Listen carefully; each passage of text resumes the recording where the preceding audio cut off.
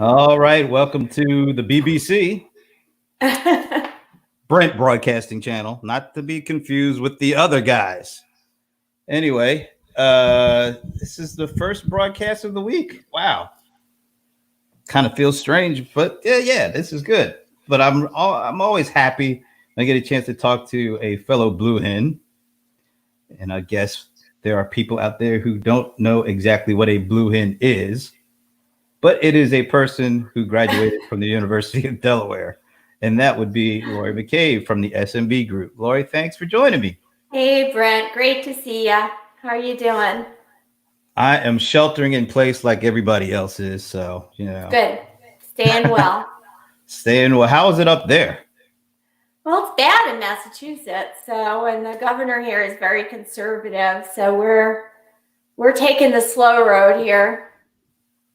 Well, we're taking the exact opposite approach here in Georgia. I know that. The road is fully open at this point. Yeah. We'll see how that works out, but Yeah, well, we're kind of looking at you guys like the guinea pigs. That's what I hear a lot actually now. Well, we'll see how it goes down there, and Well, just keep checking in on me every now and again, just to make sure I'm staying around. Well, you're not getting out a lot, so that's a good thing. No, I'm staying put. I am definitely sheltering in place. So let's put it like that. Good. I'm glad that we were able to talk a little bit about this new report that you, the SMB group that you and Sanjeev put out recently to talk about kind of what's the state of small business in the age of the coronavirus. And tell us a little bit about this report and kind of the why you decided to do it right now. Well, we actually fielded the report the last week of March, and kind of like as soon as this thing hit, like everybody else, we were kind of in shell shock mode. But we pretty quickly realized that, people knew that the impact of this thing was going to be really horrific on small and medium businesses. But at that point, nobody was really quantifying it. So we turned to a few of our clients and said, hey, you want to partner with us and do a study to actually bring some data into the picture. And like I said, we fielded this in the last week of March. So I think it was one of the first surveys that were out there. We really wanted to get an idea of how much they were being affected, both in terms of the business, the employee situation, what industries were being more affected, where had they laid off, were they planning to lay off, were they, where were they really reducing spending, all those kinds of things. So I popped up let me actually show people what I popped up here. So here is kind of the overarching top level takeaways. Like you walk us through it. Yeah, well, I mean, this was the last week of March, but already 75% of the respondents that we surveyed were like, yes, this thing is negatively impacting us. And at that point, I think it was really interesting that last week of March, 3% of these businesses had already gone under and were not planning to reopen. And about 43% had already closed temporarily.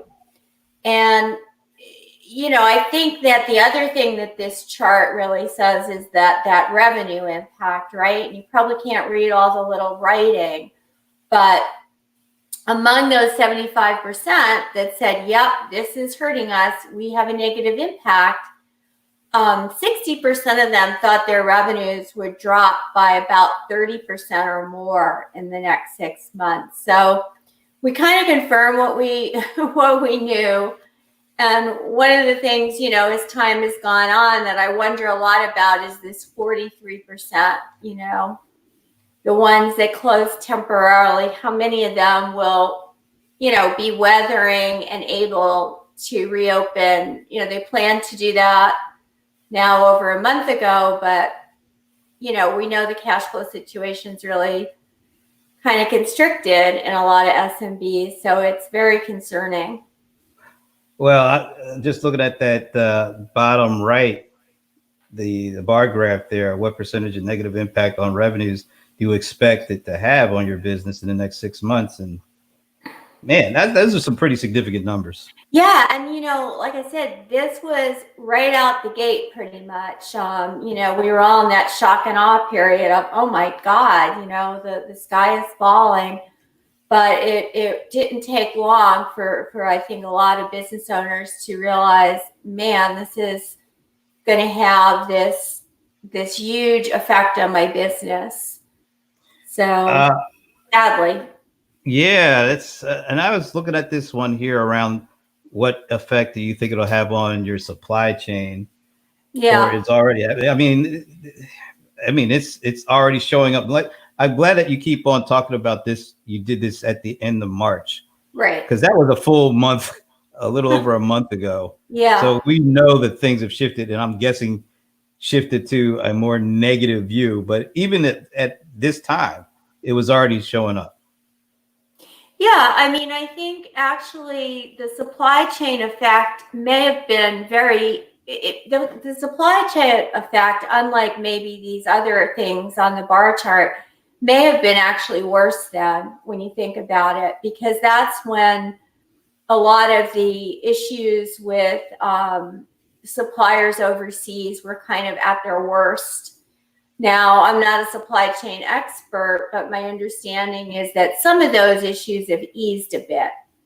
So I think in some cases, and depending on the industry and depending on where your supply chain is and what you're manufacturing or what you're selling or whatever, there's going to be differences. But this one may be one that's maybe getting a little better. I think the ones on the chart, though, the bar chart, though, that's obviously in-store business traffic. There were still businesses open the end of March. Well, sounds like there are again in Georgia, but here in my state, in most of the Northeast, not much is open. So you have to really imagine that in a lot of areas, there's literally no in-store traffic, right?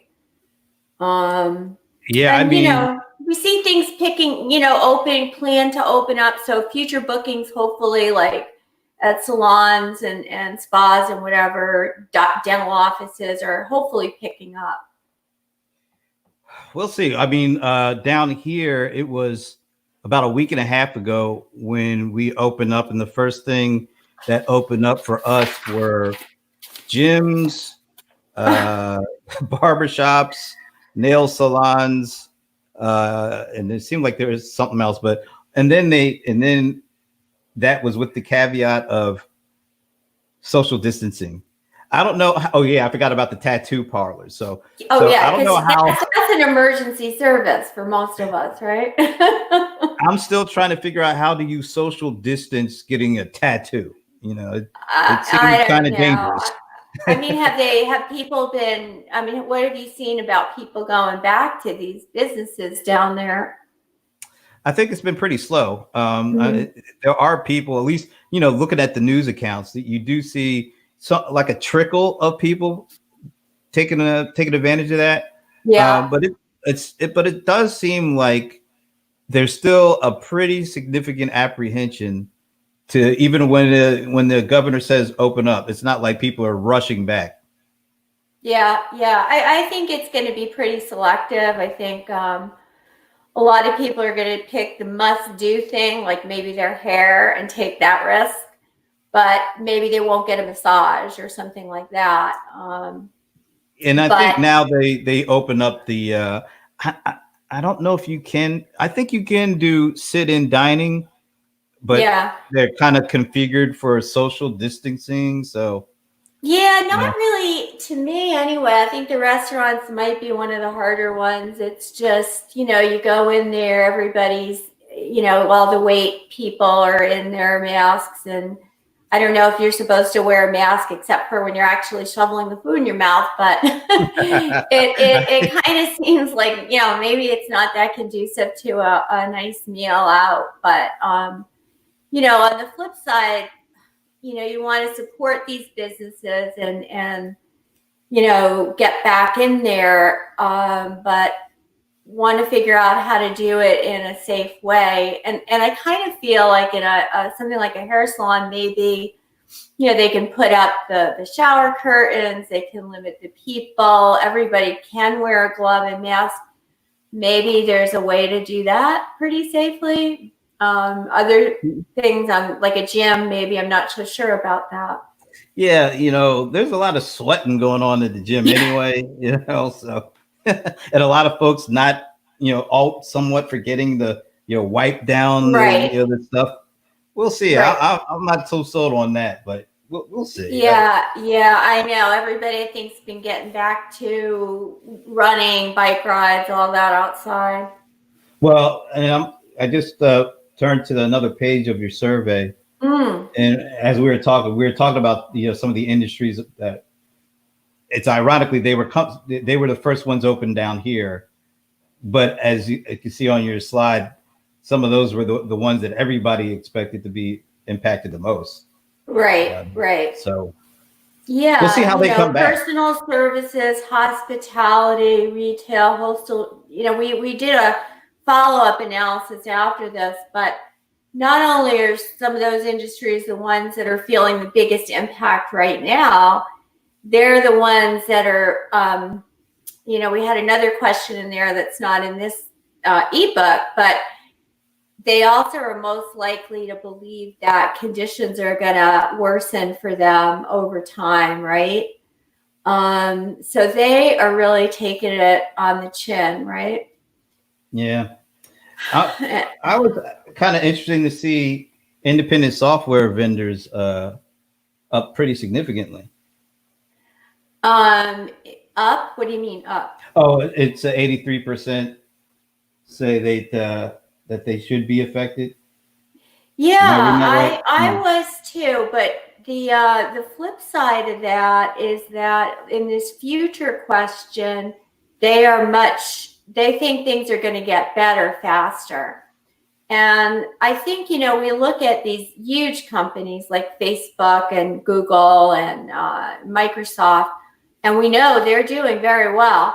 But I do think some of the smaller vendors, who would be the ones in our study, are worried because people are, even though the software spending is going to be less affected by budget cuts from SMBs and some of the other categories we asked about, they're still cutting spending.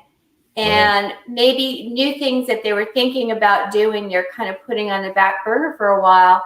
The other thing is, so much in the cloud is per user per month, right? And when you think about it, if people are laying off, they're not going to need as many seats. Whether it's for their HR app or their CRM app or their whatever app, collaboration apps, and then there's a lot of free stuff right now. And maybe people are saying, hey, I'm using something that I'm paying for. I'm going to, and maybe I wasn't even that crazy about it to begin with. So maybe I'm going to just try one of these free things now. So I think that's kind of the thinking there. And it seemed like a lot of the cloud software companies, they were kind of first to create these kind of programs that help their customers, not have to, pay or very big discounts. And I think they're doing it for the right reason. They're doing it because they want to help. But it also is when you think about it, pretty smart, because the longer that you can stay connected to your customers, if you can see them through this crisis and see them to the other side, chances are they're going to be sticking with you after things get better too. Right. I like to say, you need to try to figure out for your company, whether you're big or small, if you're staying the course and going to stay in business, how can you do good now? Because the good you do now will have a halo effect later. Like you said, hopefully it's also happening for more selfless motivations. But it is interesting though with that whole, something like Zoom or, any of these video apps, getting those free, no big deal, because you can just turn it on, and they're really pretty easy to figure out how to use. They don't really involve business processes. I do wonder about like the uptake on free apps that have, you have to think more about how you configure it and set it up and stuff like that. So my thought is that the companies that always had some kind of freemium may be better equipped to get somebody successfully on a freemium offering.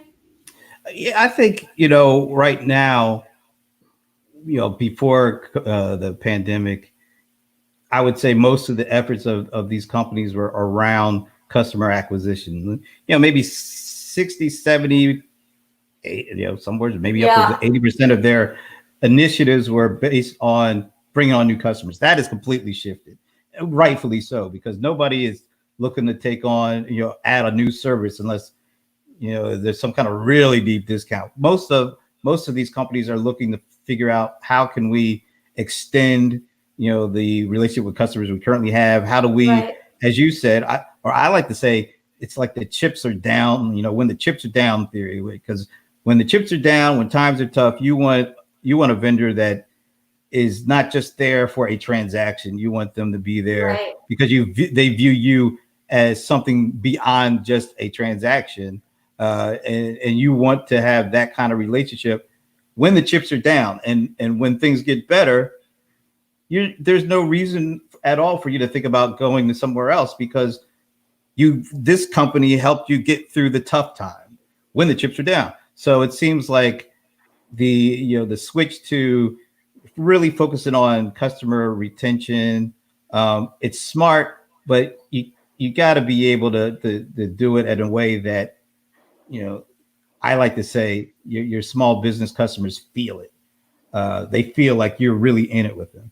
Yeah, it's all that soft stuff that's hard to really quantify. But and I think one of the other kind of things to look at is, are they they're giving away a lot of them free software, but kind of what else are they doing? What are they doing maybe to help me onboard? Or if I'm in an industry that is seeing just like a huge spike, like maybe I do manufacture masks, or I turned my distillery into a hand sanitizer factory, whatever those is.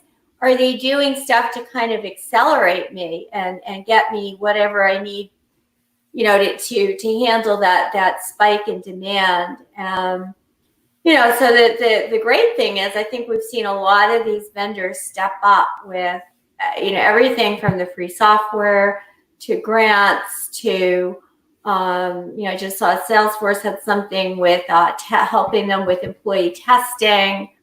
HubSpot. That whole work.com initiative. HubSpot has this cool thing on their site where you can go in and look and see. None of us know what good looks like now, right, in terms of marketing. So you can kind of go in and benchmark yourself against their aggregate user data for things like email opens or new deals in the pipeline, and probably feel a lot better, because what you'll see on there is, everybody's taking a big nosedive. It's not just you. And hopefully as things recover, we'll be able to see, what that looks like and not be over expecting for our own businesses, right? And I think it's really important. I put up this slide here. It always seems to be the case when things are bad, just in general, from a business perspective, it's like terrible for very small businesses. Yeah, it sadly, that's true. And I think a lot of that just has to do with cash flow, right? I mean, the average very small business only probably has a few weeks of cash on hand to weather anything. Now, I think maybe the silver lining to all of this, though, is that, there will be people laid off. There are already obviously businesses that have closed. But we know out of every bad situation, 1,000 new flowers are going to bloom, or, millions probably. There's going to be a lot of people both that had a business, that they had to close that business, starting new ones. There's going to be a lot of people laid off, starting businesses.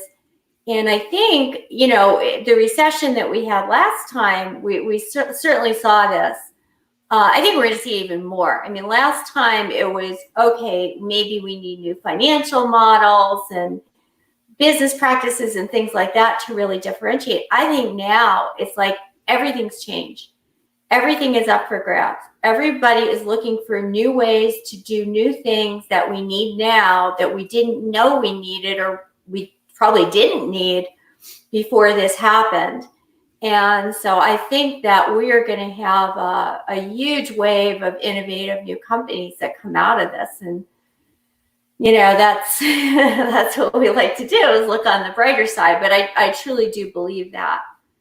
Well, it sounds like, I pop up this slide around, I think what you're talking about is a new normal, and part of the new normal means maybe not as many humans doing certain things, and more automation, more automated processes coming to smaller businesses.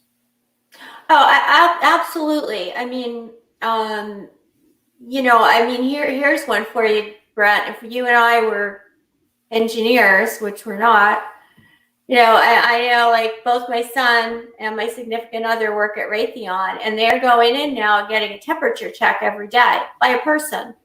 Well, what a great IoT solution that would be, right? You shouldn't have to have a human give them a temperature check. Matter of fact, there was I forget the name of the smart. I think they were a smart watch. No, it was a smart thermometer manufacturer. And one of the things that they started doing as the pandemic came around was, they're able to see what the temperatures are of the people, their customers. And I think they had several 100,000 of these devices out there spread out, in the country, and they could start determining hotspots because they have the device that can, get people's temperatures. And then not only are they getting the temperature, they're getting their geolocation, they know the age of the person. I mean, so they have all this data, and now they're able to use, like you were saying, IoT to start determining things like what's a hotspot in terms of people, a geographic area where the temperatures seem to be going up.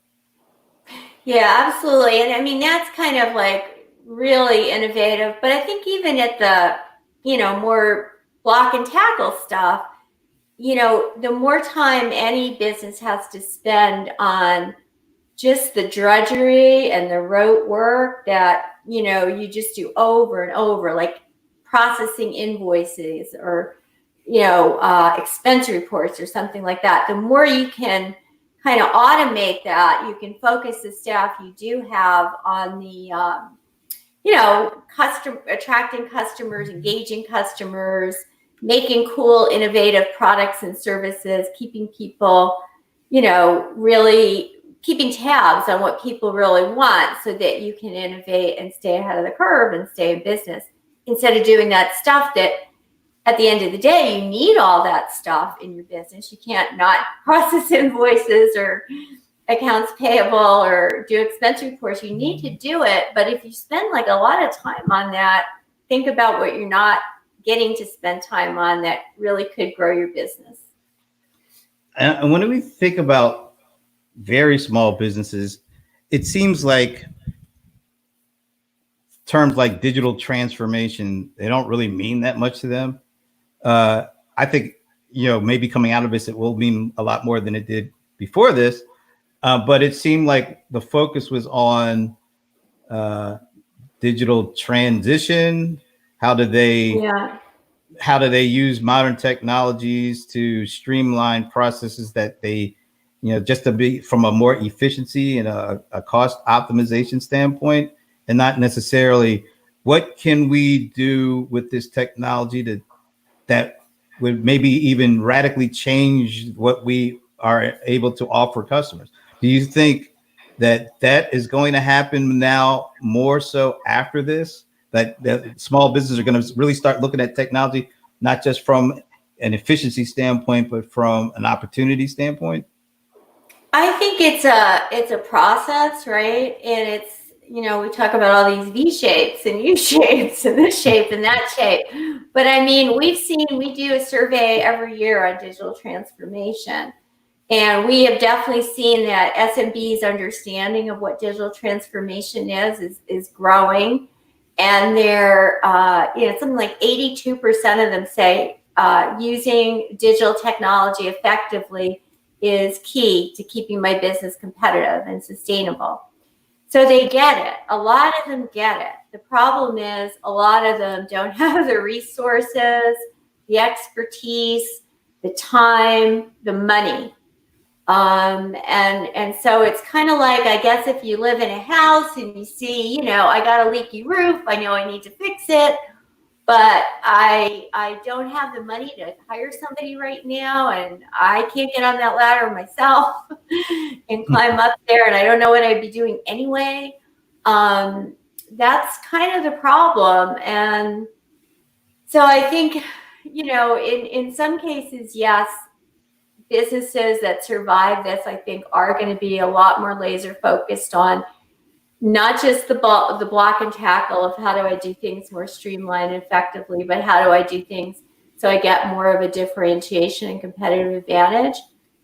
But there's still going to be the haves and the have-nots with technology, sadly. The good news is that there are a lot of ways that you can take advantage of a lot of technology. I'm thinking of Zoho right now, where you can just use almost any application without spending any money if you're really tiny. I think you just need some hand holding probably, but yeah, I think as more of them become aware that there are more things they can use without like a big investment, they will use more of them. Well, one of the things that everybody seems to be using and doubling down on is, video conferencing like Zoom. Uh-huh. Look, my sister a couple of weeks ago sent me a text, and my sister's a retired school teacher, mind you, sent me a text talking about she just got off of her second Zoom. I'm like, I didn't even know you knew how to spell Zoom. You're doing Zooms. She's a teacher, Brett, so she probably knows how to spell it. I know. That's for a fact. That's all. But so you're seeing, everybody kind of gravitating to that kind of thing. What are the other technologies? You talked about Zoho and kind of their platform allows you to get started with things without very much money at all. But what are the technologies that you see becoming extremely important coming out of, during and even after we get past the pandemic? Yeah, great question. I mean, we asked them in the survey, what cloud applications are you using and what do you plan to use? But we also asked them, how valuable have these different things been in your business and keeping your business going during this crisis? And very interestingly, and they were all pretty close, but the top one was online cloud business solutions. Let's see if I can bring that online, marketing or sales or accounting or whatever it is. And that was followed very closely by the conferencing solutions, of course, the Zooms, the Zoho meetings, the Join Me's, the on and on and on, Microsoft Teams. I don't know, there seems to be a zillion of them. But some of the other areas that, people are finding, like 3/4 of the respondents are finding extremely valuable are things like remote IT and access solutions. I have a friend that works for a charitable organization. Everyone used to work in the office. Now everybody's working at home. And so they had to, hurry out and find someone that could set them up with a remote IT access solution after they figured out how to buy and get everybody equipped with laptops. But, and she said, we have to have that because, our people, they're in the charity business. They either do, behind the scenes stuff or therapy or whatever, and they don't know how to fix something if they can't use it. That's a biggie. I think all the collaboration solutions like file sharing and, Slack and things like that, they're really, really important. And we can't forget about all the backup and kind of business continuity. The last thing you want to do is not be backed up right now. And then security. I think people are starting to realize that there are a lot of bad guys trying to take advantage of this right now. But I would say, sadly, security, probably a lot of businesses don't invest. They worry about it extremely a lot, but they probably don't take enough precautions security-wise still. What about things that we should be on the lookout for? Folks who have been using these applications, have a lot of data up in the cloud. What if a vendor that they kind of depended on pretty heavily, what are the signs, or are you seeing any potential of like a vendor saying, hey, look, we're going to have to go down too. And we may go down with a whole bunch of people's data, Well, I think, that is a concern probably with smaller vendors, right? Like we're talking about, I don't think Microsoft's going to go down, or Salesforce or somebody like that. They're obviously very stable, big companies with a lot of cash in the bank. But I do think you probably have to kind of scrutinize all the subscriptions that you have for online services, and then check out maybe more than you would normally do. If it's a business dependent thing, is this company in any jeopardy of going under? And if they are, you want to at least make sure that you're backing all your data up, apart from that vendor. Because even a vendor with very good intentions, if they go under, even if they have very good intentions of giving you your data, it may take you too long to get it. So that's a great thing to think about. So I'm going to put the crystal ball in your hand. Do you have a crystal ball? I thought you were actually reaching for the crystal ball there for a second. No, I wish I had I used to have an 8-ball, but I don't, magic 8-ball. I was looking around to see if I still have it up No, here. you don't want to be. I think you it's don't in want the to be basement. behind it. You don't want to be behind that 8-ball. So yeah. How long do you think things are gonna be like this? And what does the other side of this look like for very small businesses? Well, I would really be delusional if I thought I knew how long this was going to last. Matter of fact, I was just listening to somebody on NPR saying, the health experts have 3 scenarios, right? Depending on all these different factors with social distancing and the rate of transmission. So I don't know. I mean, I'm the least qualified person to answer that. I think, we're going to very slowly find out what this new world is going to look like. I think there's going to be a lot of experimentation and a lot of time seeing what people are comfortable with, right? You're a business, you want someone to buy whatever it is you're selling. What do you need to do to make them comfortable, make them feel safe? And also, I think one of the things maybe that there's not enough attention to right now is, people buy, whether it's B2B or B2C, for a lot of emotional reasons. And our emotions are really changing now. And I think what's going to motivate people to buy, even above and beyond what you're doing in that restaurant or that hair salon or that retail shop, that's going to have a big impact too, right? What are the new emotions that business people have to kind of tap into and tune into so that they're delivering relevant services and products? It's going to be different. But I think we're going to see a lot of stuff change. I mean, we were talking about before, like automatic sensors for temperature, and we're probably going to accept a lot of tracking kinds of things because we're going to want to, privacy, where of course we want privacy, but, kind of health sometimes trumps privacy. And so there'll be a lot of things changing. I mean, healthcare, I think, has already changed. Could you get a telemedicine appointment with your doctor before this? Probably not. Can you get one now? Most definitely. There's even dental practices doing, and I don't know how you do that. I guess you open up your mouth on Zoom and at least they can look in there.